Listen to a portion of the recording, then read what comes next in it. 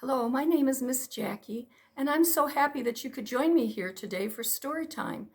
In honor of Martin Luther King Jr., whose birthday is this month, I'm going to be reading A Sweet Smell of Roses by Angela Johnson, and the pictures are by Eric Veliquet. When you learn about the civil rights movement during the 1950s and the 60s, you think about the famous people like Rosa Parks and Thurgood Marshall and Dr. Martin Luther King Jr. But there were tens of thousands of people who were very important to the movement that we don't know their names. And some of those people were children. This book was written in honor of those brave boys and girls who couldn't resist the scent of freedom carried by the winds of change.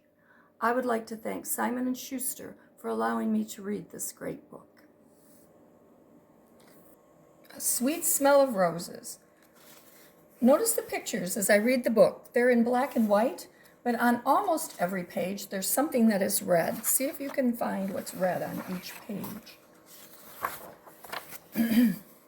After a night of soft rain, there is a sweet smell of roses as my sister Minnie and I slip past Mama's door and out of the house down Charlotte Street.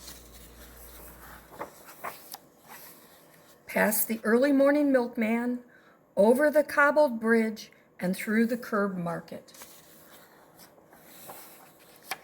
to where everyone waits to march. Minnie and I are only waist high to most of them. Waist high, Minnie and me, waist high, holding hands and waiting to march.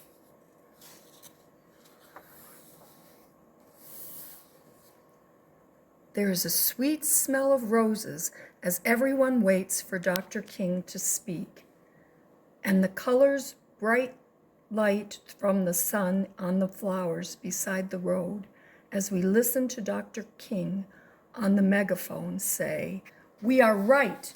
We march for equality and freedom." There's Dr. King. I think there's Dr. King right there. Then we start to march, Minnie and me.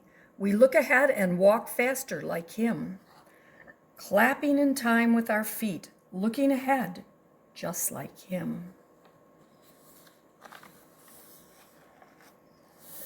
There is a sweet smell of roses even as we march past the people who scream and shout and say, "You are not right. Equality can't be yours."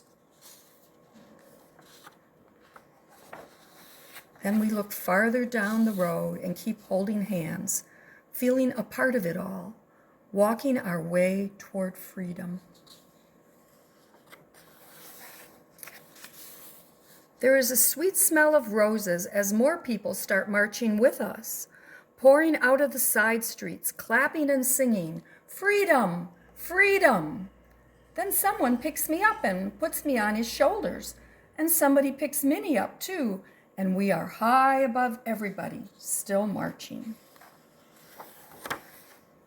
There is a sweet smell of roses as we all gather to the center of town, all together, all here, listening to Dr. King as the sun gets higher in the sky. He talks about peace and love and nonviolence and change for everybody, and the sun gets higher in the sky. When it's time to go, we skip back hand in hand, Minnie and me, singing freedom songs along the streets. Through the curb market, over the cobbled bridge, and past the mailman. To our house on Charlotte Street. Then there is Mama, Mama's worried face waiting there for us.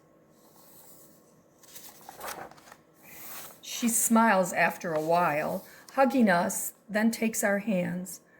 And as we tell her about the march, the curtains float apart. And there is a sweet smell of roses all through our house. If you enjoyed this book, you might also like Let the Children March by Monica Clark Robinson or The Youngest Marchers by Cynthia Levinson. Both can be found in your library.